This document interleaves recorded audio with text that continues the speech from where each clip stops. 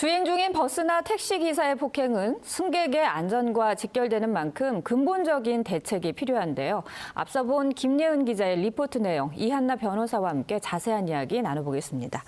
자, 변호사님, 운행 중인 시내버스 안에서 흡연을 한 것도 모자라서 버스 기사의 얼굴을 향해서 방류를 했다. 예, 너무 상식 밖의 일이라서 참 놀라움을 금치 않을 수가 없는데 이런 행위를 당한 버스 기사나 또 이를 지켜본 승객 같은 경우에 상당한 충격이었겠다 싶습니다. 가해자는 이번 사건으로 인해서 그러면 어떤 처벌을 받게 될 거라고 보십니까? 보통 일반인들 사이에서 이루어지는 폭행이라고 하더라도 네. 이제 이러한 행위는 다른 사람 신에 이제 신체 상해를 가하고 그리고 정신적 고통을 줄 수도 있어서 네. 굉장히 죄질이 나쁜 범죄로 분류가 됩니다. 그런데 운전자를 폭행하는 범죄는 자칫하면 대형 인명 피해로까지 이어질 수 있기 때문에 우리 형법에서도 중대범죄로 다루고 있긴 하거든요. 네.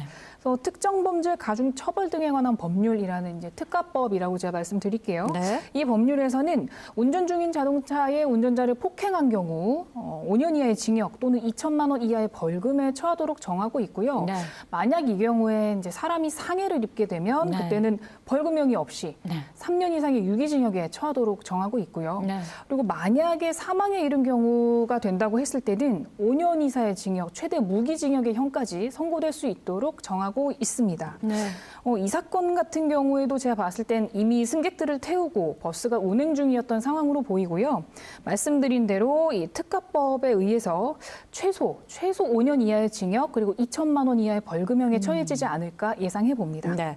자, 이 사건 내용을 저희가 좀 살펴보니까요. 가해자가 당시에 만취 상태였다고 합니다. 일반적으로 우리가 뭐 만취 상태에서 범죄를 일으킨 경우에 흔히 그 심신미약이 인정이 되면 감형될 수도 있지 않습니까? 이번 사건의 경우도 혹시 그러면은 그 심신미약이 인정될 수도 있는 건가요?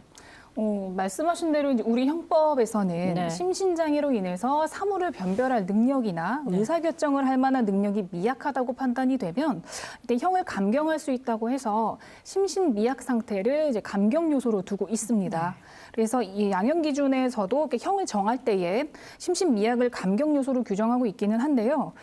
그러면 이 경우 심신미약이라는 것이 남용될 수가 있기 때문에 네. 개별적인 기준을 또 따로 두고 있기는 합니다. 네. 좀 쉽게 설명을 드리면 네.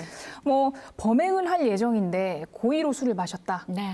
이때는 오히려 이 만취한 상태가 감경이 아니라 가중 요소가 됩니다. 네. 그리고 범행을 할 예정에 있지는 않았지만 고의로 술을 마신 건 아니지만 평소에 이 사람이 술을 마시면 이게 다른 사람에게 피해 주는 행위를 하기도 하고 소위 말해서 필름에 끊기는 일도 있고요. 네. 그런 경우라고 하면은 이제 만취 상태를 감경 요소로 반영해 주지는 않습니다. 네. 가장 중요한 건 아무리 만취 상태였다고 하더라도 심신미약 상태까지 이르지 않았다라고 판단이 된다고 했을 때는 그때 감경 요소로 고려하지 않습니다. 네. 보통 우리가 그 심신미약이라고 하는 상태가 어떤 걸 보고 정하는 건가요? 이 사건에 좀 비교하자면 이 네. 사건에서는 이 가해자가 버스 안에서 흡연도 했다고 하고요. 네. 그리고 기사를 향해서 소변도 본 행위를 했지 않습니까? 네. 심신미약의 정도라고 하면 사물의 분별이 조금 어렵고 네. 의사소통도 되지 않을 정도에는 이르러야 합니다. 네. 그런데 이 사건에서는 상대방이 누구인지도 아는 것 같고요. 방향을 정하는 것에도 좀 지장은 없어 보여서 네. 이 정도면 심신미약에 이른 상태라고 보기 어렵지 않나 하는 생각이 드네요. 그 변호사님, 그러면 궁금한 게 더 하나 있는데 이 그 주치로 인해서 술을 마시고 사물의 분별이 어렵고 그러면 의사소통이 어려우면은 무조건적으로 그 심신미약 상태가 인정이 되는 건가요? 이럴 때는 이제 술을 마시게 되는 경위도 법원에서 함께 고려를 하게 되는데요. 네. 이 사람이 아까 말씀드린 대로 작정을 하고 술을 마셨느냐 아니면 어떠한 사정이 있어서 어쩔 수 없이 술을 마시고 범죄에 이르게 됐느냐 네. 이런 부분을 다 고려해서 판단을 하게 됩니다. 네.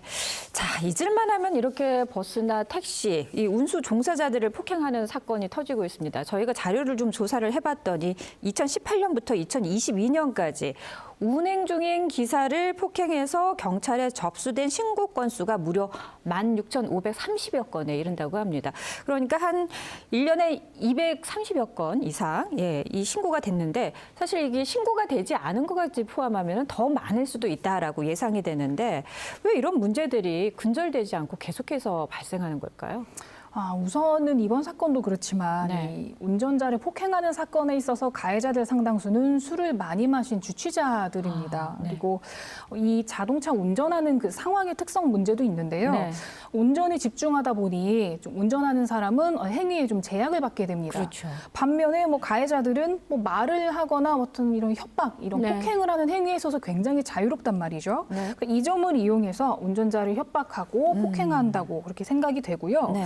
그리고 말씀하신 것처럼 이제 가장 중요한 부분은 이게 정말 죄질이 좋지 않은 범죄이거든요. 네. 그럼에도 불구하고 처벌 수위가 법에 정한 것보다 많이 낮은 경우가 네. 흔합니다.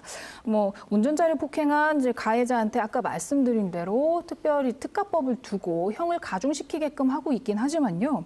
초범 보통 약식 기소로 처벌되거나 재판 가더라도 벌금형 정도 그치는 경우가 좀 대부분입니다. 뭐 상황이 이렇다 보니까 네. 일반인들도 이 범죄의 심각성 인지 못하고 네. 자꾸 이런 일이 반복되는 것 같습니다. 네. 그렇다면 말씀하신 것처럼 그 실질적으로 처벌이 그 범죄보다는 훨씬 더 낮게 이루어지다 보니까 2015년에 운행 중인 자동차 운전자를 향한 폭행과 협박에 대한 처벌 수위를 훨씬 높였다고 하거든요.